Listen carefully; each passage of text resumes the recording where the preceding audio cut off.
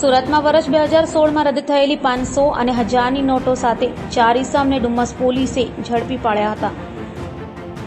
સુરતની ડુમસ પોલીસ પેટ્રોલિંગમાં હતી ત્યારે બાતમીના આધારે વર્ષ 2016માં ભારત સરકાર દ્વારા રદ કરવામાં આવેલ 500 અને 1000ની નોટો સાથે 4 ઇસમોને ઝડપી પાડ્યા હતા।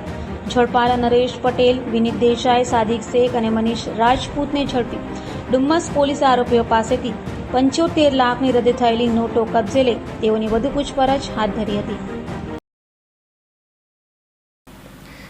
ગત તારીખ 26/6/2024ના રોજ ડુમસ પોલીસ સ્ટેશન ખાતે એક ખાનગી બાતમીદાર દ્વારા બાતમી મળેલ કે અહીંના ભીમપોર ગામ ખાતે એક મકાનમાં 4 ઈસમો ચલણી નોટો સાથે હોય એવી બાતમી મળેલ હતી।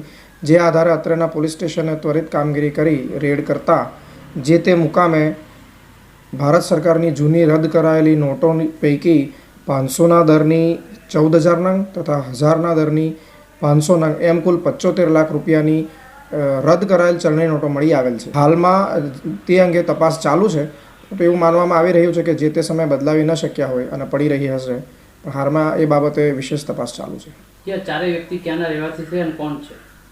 આ ચારેય વ્યક્તિઓ પૈકી એક વ્યક્તિ ડુમસ ભીમપોર ખાતેના રહેવાસી છે, જેમનું નામ નરેશભાઈ પટેલ છે।